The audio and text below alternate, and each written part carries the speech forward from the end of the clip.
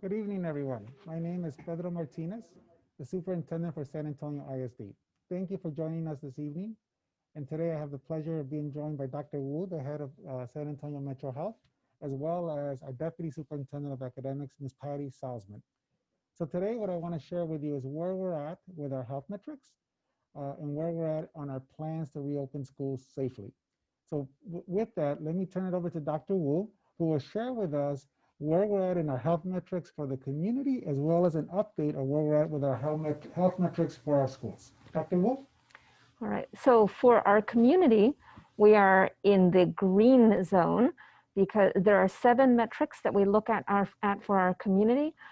3 of those 7 are the schools metrics. So the positivity rate, I know that's the one people have been most interested in. If it's under 10, then it moves us from one level to another, and today that is 9.9. So we have gotten under 10. As far as cases declining over the last 14 days, we're at a stable level. Actually, to get really nuanced, we went down and then we bumped up a little bit, and then we started going back down again, so we're calling that stable. And then the third one that is also for schools especially is the doubling time, which is well more than the 21 days that we need to be in the green zone. So the doubling time is in the green zone. The 14-day decline is in the middle. And then the positivity rate is also in the middle. We know that a positivity rate of 5% is really good, but we were at 20 something and now we're at 10%, or 9.9, we're under 10, so we're very happy about that. For the community as a whole, we also have other indicators that have to do with number of people in the hospital stress score, case investigation and contact tracing ability, and those have all been green. Well, not all of them, but the last 2 have been green for a while, and the hospital stress score has been coming down a lot too. So for the whole community, we're in the green zone. For schools, we are now in the yellow zone. And that means that we can open up a little bit. Thank you, Dr. Wu. So first of all, as you know, parents and for our staff, you know that we are committed to following the science data that's in our community, being driven by Metro Health. And so we wanted Dr. Wu to be able to share where we're at. So what does that mean for San Antonio ISD? What that means is that if the metrics stay where they're at right now or continue to get better, we will be able to begin in-person instruction on September 8th, the day right after Labor Day. What we are asking our schools to do is to allow up to 10% of our children to come in the first phase. And parents, this is out of just an abundance of caution. In the yellow level, our maximum that we're allowing is up to 25% of our children. And as Dr. Wu has said, we have now hit all 3 metrics as of today to be in the yellow. So if these metrics stay where they're at or get better, then on September 8th, we will allow for the first phase of students to come in, which will be up to 10%. The children that we want to prioritize are students with special needs, children that are just struggling, that are just are having difficult time engaging for whatever reason, as well as our younger children, pre-K to 2nd grade, that we know will benefit from in-person instruction the most. And so we will still limit the number of children in every classroom. It will be no more than 4 to 6. And so in the yellow, the first phase would come in on September 8th. If conditions stay healthy and we stay in the yellow with the 3 metrics, then we would have another phase of children coming in on September 21st, and that'd be another 10%. So our plan is to be very measured, to be very gradual. We are studying what other districts around the country are doing, what other countries are doing around the world. And what we've seen is that when we phase in and we're gradual, that maximizes the safety for all of us. Having the 2-week period in between ensures that we are having conversations with you about our safety procedures, that we are, if we're having any challenges, any adjustments we have to make, we have plenty of time to do it. And what I need from you parents is I just need you to work with us. I'm gonna ask principals to have a meeting with you. You will see meetings starting as early as at the end of this week and no later than the beginning of next week. And so for our first phase of children, we will ask parents to understand our procedures, to agree to our procedures. We will be asking for all children 10 and older to wear a mask. All children that are younger will be also wearing masks, but we'll have face shields. So we'll be recommending masks for younger children, but also we will have a face shield for every single child. All of our staff will be wearing face shields and masks. And so now what I want to do is I want to first of all thank our amazing teachers. We started school last week, and we had a great week. Even though I know we had some technical problems in getting passwords and getting logons to all of our families, but overall it was a very, very good week. We had many of our teachers working from their classrooms.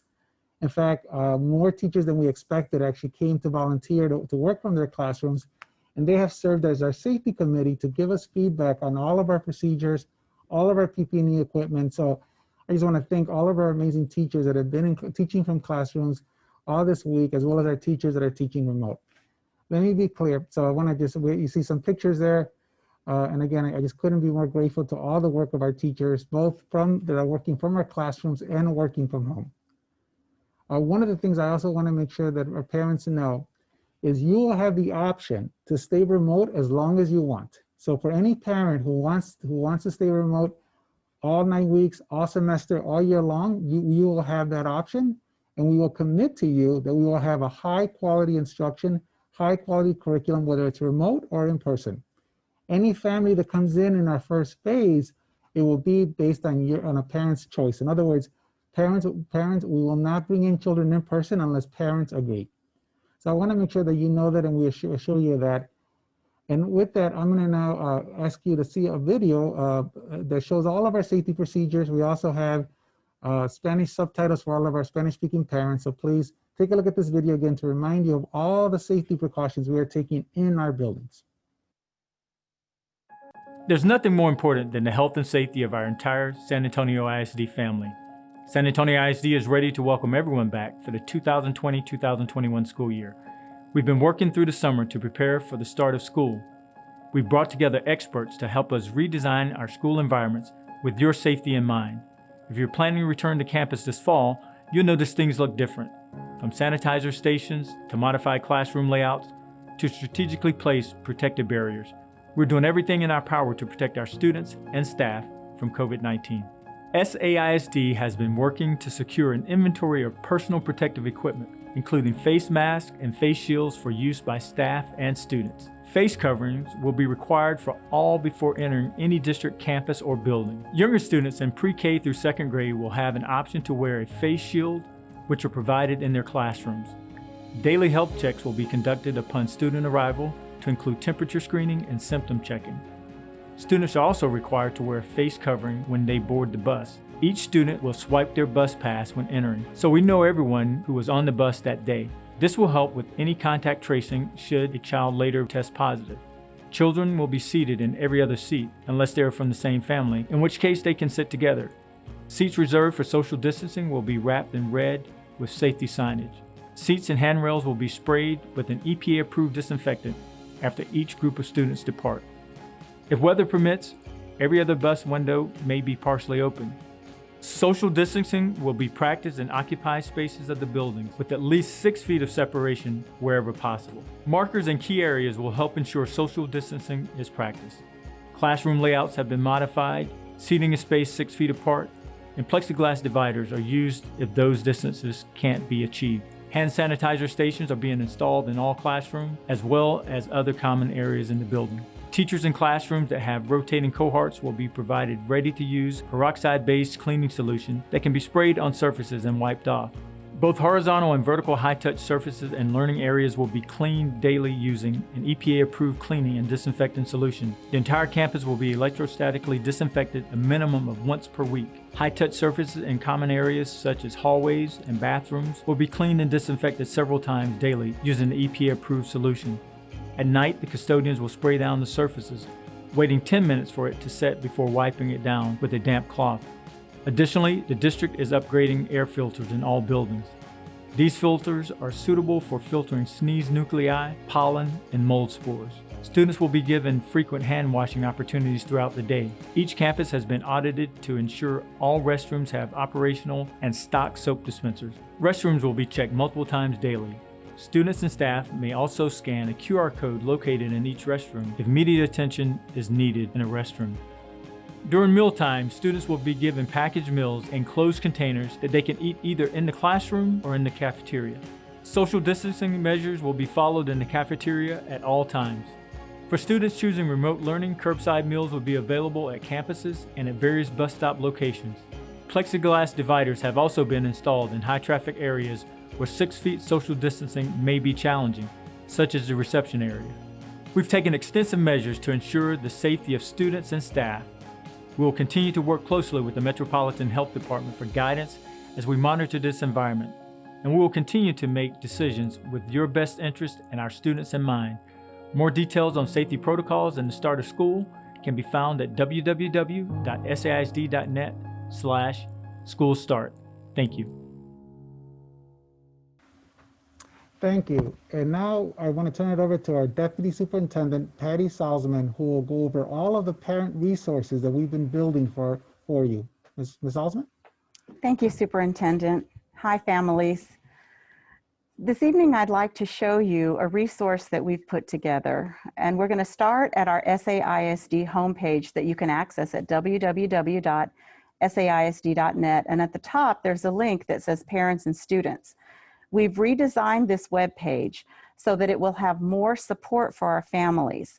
So you'll notice that along this web page, at the top, we'll have information about attendance, and as you scroll down, you'll see information about how to connect your students to learning.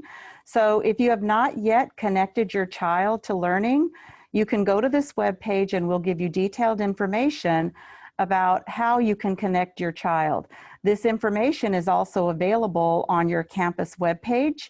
At the bottom of this page, you'll see on the left, there's additional information in those links for prospective parents, and also more information for current students.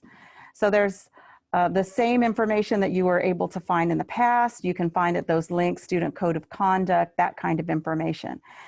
At the top on the left, you'll find a wealth of resources that relate to our new learning management system, Canvas. So if you click on the link, you'll see that it takes you to a page where we have many resources, including videos in English and in Spanish for both students and families. And they're on all of the topics that we think would interest you as families trying to connect your learners. And again, they're in English and Spanish. As you continue to scroll down, you'll see that there's information for how to get the Canvas app on your mobile device, and also additional information about our lesson design and our student code of conduct in the virtual environment. So at this time, I'd like to scroll back up to the page and go to the attendance document that's on our parent webpage. So if you go back from this page, it'll take you back to the parent webpage, and at the top where it says attendance, there is a link there that we posted today that will provide additional information for what counts as attendance. So last week, we were encouraging all parents to make sure that they get their students connected to their teacher. And there were questions about what actually counts as for attendance in the virtual environment.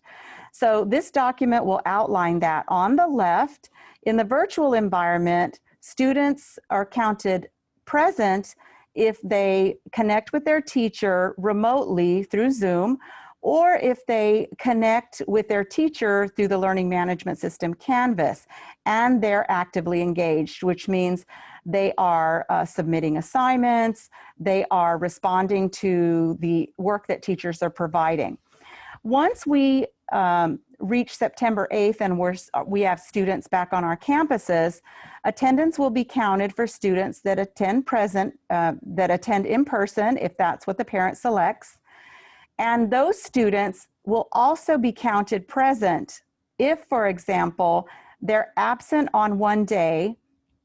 Let's say they have a doctor's appointment, but later that day, they log into the learning management system. So if they are present at school in person, they're counted present. And if they're absent in person, they're not physically present at school, but later on they access our learning management system, we can also count them present. So once students are present on September 8th, there are actually 4 ways that we will look at to count present for attendance. So you show up in person, you meet with your teacher remotely, you submit work through the learning management system, or even though you're an in-person student, you weren't able to attend school one day, but you did log into our learning management system. So when do we know that a student is absent? So a student is absent if they do not attend school in person and they do not log in to attend class remotely with their teacher, and they do not submit an assignment on that date. In addition, in the center of this document, you'll see our definitions for what counts as engagement.